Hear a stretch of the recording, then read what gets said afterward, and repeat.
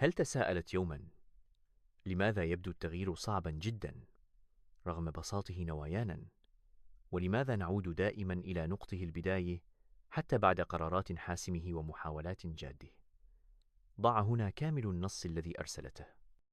في بداية كل تغيير تكون النوايا صافية والرغبة قوية. نشعر بالحماس ونعد أنفسنا بأننا سنلتزم هذه المرة.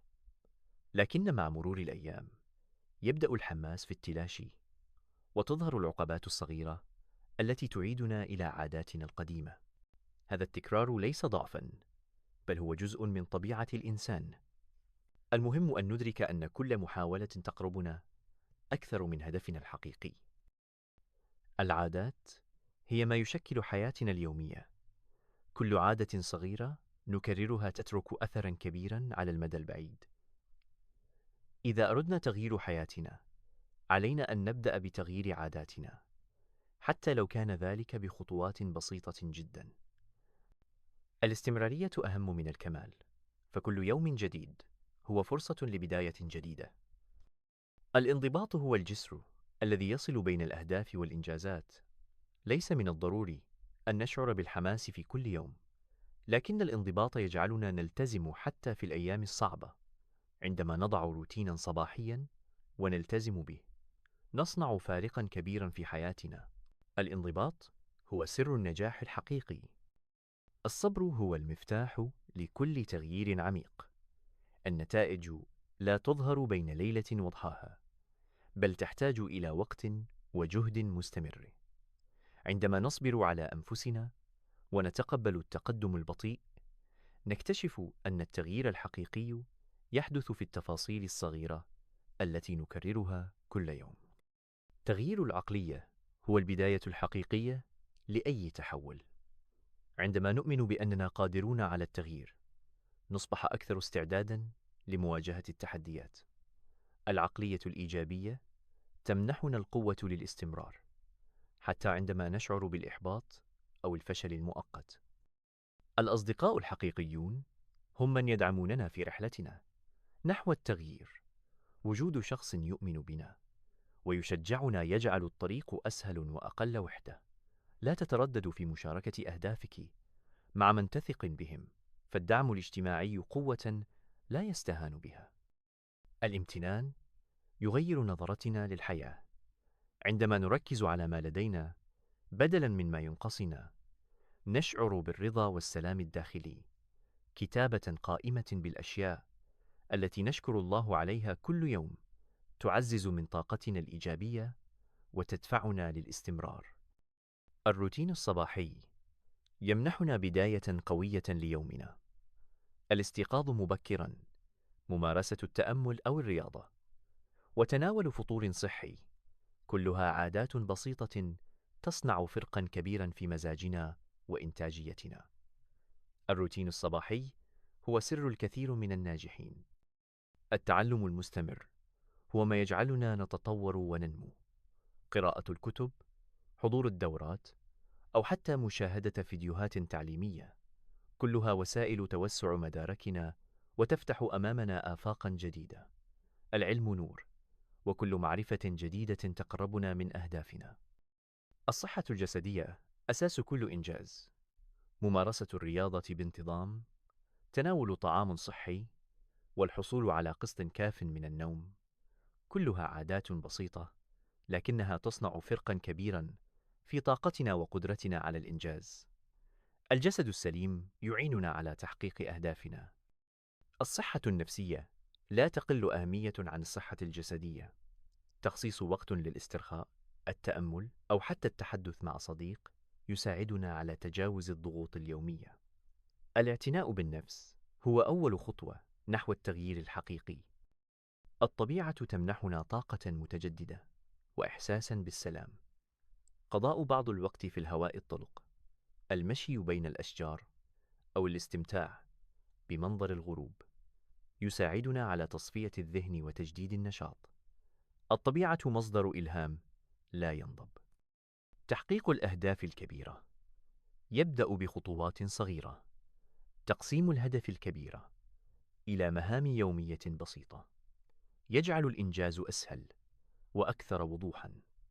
كل إنجاز صغير هو انتصار يقربنا من تحقيق حلمنا الأكبر. التكرار هو ما يحول السلوك إلى عادة. كلما كررنا الفعل، أصبح جزءًا من روتيننا اليومي.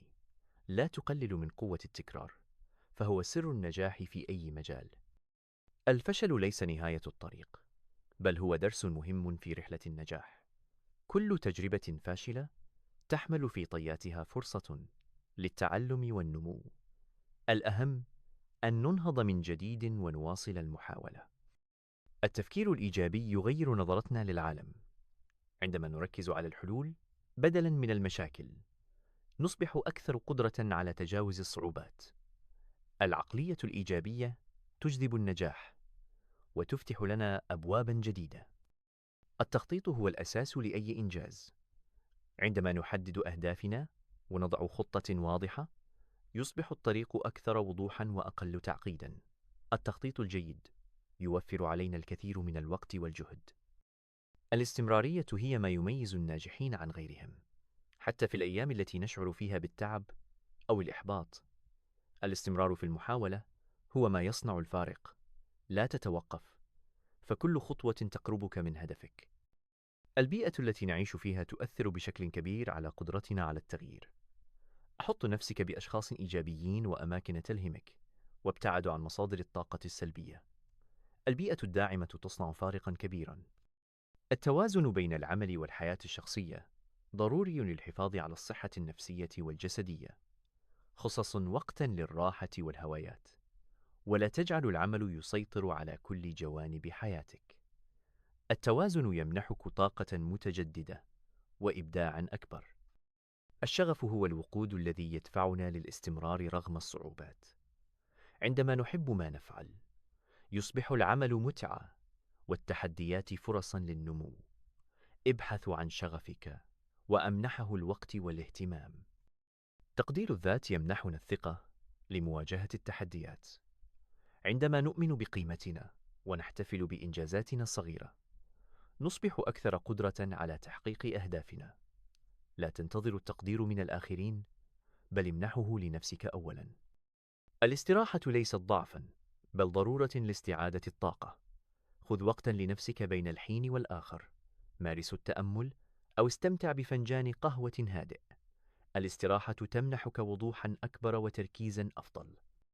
العزيمة هي ما يجعلنا نواصل الطريق رغم الصعوبات. عندما نواجه التحديات بعزيمة قوية، نصبح أكثر قدرة على تحقيق أحلامنا. لا تستسلم، فكل تحد هو فرصة للنمو. التواضع يجعلنا أكثر تقبلاً للنقد وأكثر رغبة في التعلم. عندما نعترف بأننا لا نعرف كل شيء، نصبح أكثر استعداداً للنمو والتطور. التواضع هو سر العظماء. العلاقات الاجتماعية تمنحنا الدعم والإلهام. التواصل مع الآخرين، مشاركة الأفكار والمشاعر، كلها أمور تعزز من شعورنا بالانتماء وتدفعنا للأمام. لا تعزل نفسك، فالعلاقات قوة. الاستماع للآخرين يمنحنا فهماً أعمق للعالم من حولنا. عندما نستمع بصدق، نبني علاقات أقوى ونكتسب خبرات جديدة. الاستماع مهارة تحتاج إلى تدريب ووعي. المبادرة هي ما يميز القادة عن غيرهم. لا تنتظر الفرص، بل اصنعها بنفسك. كل خطوة جريئة تقربك من تحقيق أهدافك وتفتح أمامك آفاقاً جديدة. التنظيم يجعل حياتنا أكثر سهولة ووضوحاً. ترتيب الأولويات، إدارة الوقت، وتنظيم المكان، كلها أمور تساعدنا على الإنجاز بكفاءة أكبر. التنظيم هو سر النجاح المستمر. الإيمان بأنفسنا وبقدرتنا على التغيير يمنحنا القوة لمواجهة كل الصعوبات. عندما نؤمن بأننا نستحق النجاح، نصبح أكثر استعداداً لبذل الجهد وتحمل المسؤولية. المرونة تساعدنا على التكيف مع التغيرات المفاجئة. عندما نكون مرنين في تفكيرنا وسلوكنا، نصبح أكثر قدرة على تجاوز العقبات وتحويل التحديات إلى فرص. الرؤية الواضحة تجعلنا نعرف إلى أين نتجه. عندما نحدد هدفاً واضحاً ونرسم صورة لمستقبلنا، يصبح الطريق أكثر وضوحاً ونشعر بالحماس لتحقيقه. الوقت هو أغلى ما نملك. استثمر وقتك فيما ينفعك ويقربك من أهدافك. كل دقيقة تمر هي فرصة جديدة للتعلم والنمو. الإصرار هو ما يجعلنا نحقق المستحيل. عندما نواجه العقبات بإصرار وعزيمة، نصبح أكثر قدرة على تحقيق أهدافنا مهما كانت الصعوبات. الأخطاء جزء طبيعي من رحلة التعلم. عندما نتعلم من أخطائنا، نصبح أكثر حكمة وقدرة على اتخاذ قرارات أفضل في المستقبل. التغيير الحقيقي يبدأ من الداخل. عندما نغير أفكارنا وسلوكنا، يتغير العالم من حولنا. لا تنتظر الظروف، بل كن أنت التغيير الذي تريد أن تراه. النجاح ليس فقط في الوصول إلى الهدف، بل في الاستمتاع بالرحلة نفسها. احتفل بكل تقدم صغير، واستمتع بكل لحظة في طريقك نحو تحقيق أحلامك. الدعم الأسري يمنحنا الأمان والثقة. عندما نشعر بأن عائلتنا تؤمن بنا وتدعمنا، نصبح أكثر قدرة على مواجهة التحديات وتحقيق النجاح.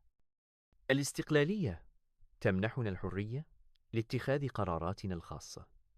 عندما نعتمد على أنفسنا ونثق بقدراتنا، نصبح أكثر قوة وقدرة على تحقيق أهدافنا.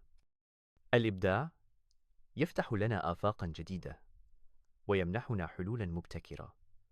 لا تخف من تجربة أفكار جديدة أو الخروج عن المألوف، فالإبداع هو سر التميز. العطاء يمنحنا سعادة لا توصف. عندما نساعد الآخرين أو نقدم شيئاً بسيطاً لمن يحتاج، نشعر بالرضا والسلام الداخلي. العطاء هو سر السعادة الحقيقية. الأمل هو ما يجعلنا نواصل الطريق حتى في أصعب الظروف. عندما نؤمن بأن الغد أفضل، نصبح أكثر قدرة على مواجهة التحديات وتحقيق النجاح. الإيجابية تجذب لنا كل ما هو جميل. عندما ننشر الطاقة الإيجابية من حولنا، نصبح مصدر إلهام للآخرين ونعيش حياة أكثر سعادة ورضا. التغيير رحلة مستمرة، وكل يوم هو فرصة جديدة لنصبح أفضل. لا تيأس من البدايات المتعثرة، فكل محاولة تقربك من النجاح. ثق بنفسك وابدأ اليوم، فالمستقبل ينتظرك بأحلام أكبر.